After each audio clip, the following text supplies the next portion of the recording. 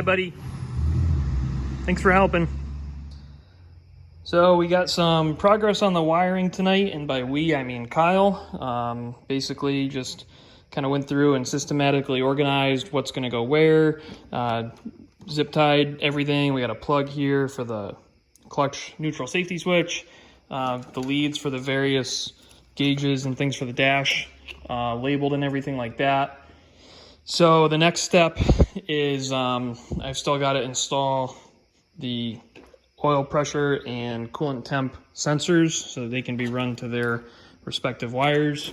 We've got to hook up the lead for the starter crank signal, the wait to start light, the check engine light, and some other stuff. Got to get some key on power somewhere in here. I got to redo my battery distribution because that's not the way I need it to be yet. And then we can look at stuff like making the EGT work, boost, the sub, everything like that. But really important first step to get these cleaned up. So that's awesome. Thank you to Kyle, as always, for helping. And we'll catch you guys in the next clip. It's the next night, doing more of the same.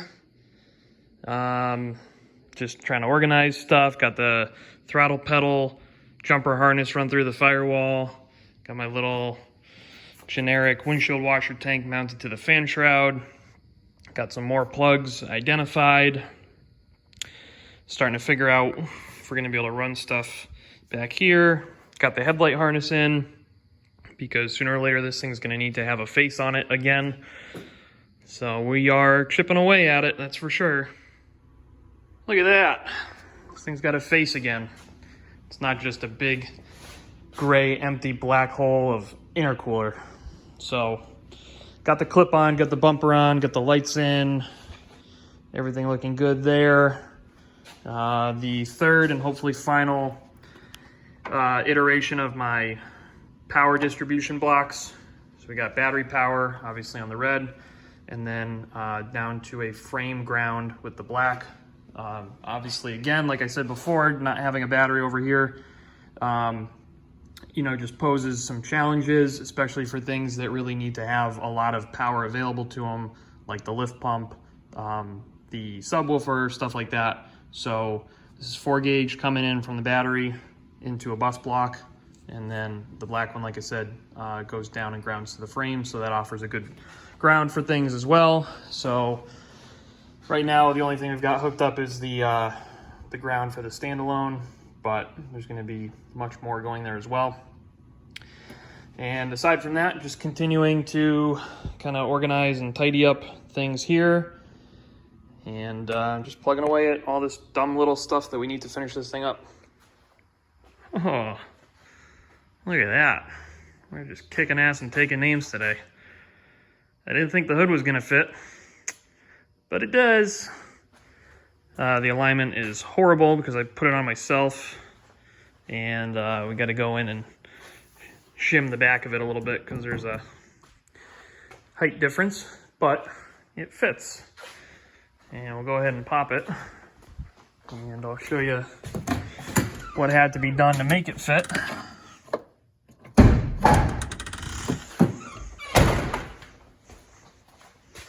It's tight. So I put the rags over the piping for obvious reasons, but you can see no damage to them. So this section of the hood subframe is the closest, and initially the hood wouldn't close, and I thought it was hitting on there, so I hammered it, only to find that this corner and the corner of the fender were hitting.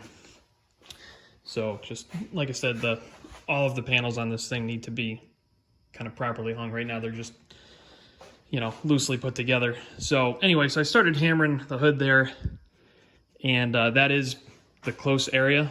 So probably what's just going to happen is the hood's going to have to come off at some point anyway, and I'll probably just cut that little section right there out, and that'll be all I need for clearance, which is way better than I was expecting. I thought this thing was going to be a nightmare, and I was going to have to,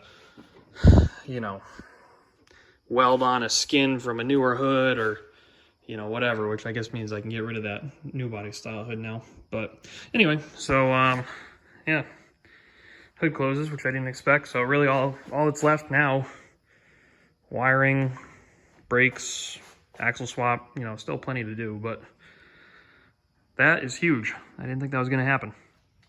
Out here again, trying to get a couple things done before the weekend wraps up. So what we did is threw the front drive shaft in, and looks like it's gonna clear that cross member okay. This thing does not have a ton of down travel, and there's really very few times where the suspension is gonna down travel anyway. I might wind up having to notch that cross member, but U-joints are the same as before, so that pretty much bolted right up, so that's cool.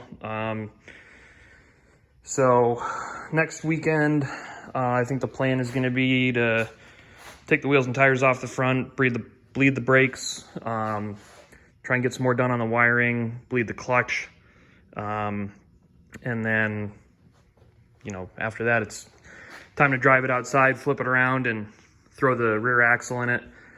Need to move ahead with getting my traction bar stuff cut out. I think I showed that already. So all in all, a pretty productive weekend. I didn't think that at the end of this weekend, this thing was going to have the remainder of the body on it. So that's pretty cool. Again, can't get over the fact that the hood closes. It's like huge to me because I was sweating bullets for the last, well, really since we started. Everyone says you got to do a body lift, and from the get-go, I was dead set on not doing a body lift, and we were able to fit the oversized piping without the body lift.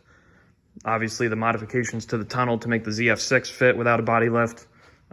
These trucks just show way too much frame as it is. So to show 3 more inches of frame to me is just not the look I want to go for. No hate on the people that do have body lifts. They exist for a reason, just not my style.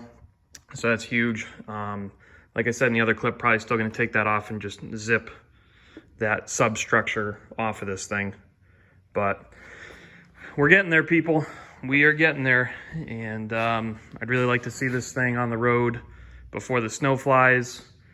And then come wintertime, it's going to, you know, tear right back into it, fix all the kinks, and then spring of 22 have this thing ready to rock and roll. So that's going to do it for this one. And hopefully we'll get some more done on this thing next weekend.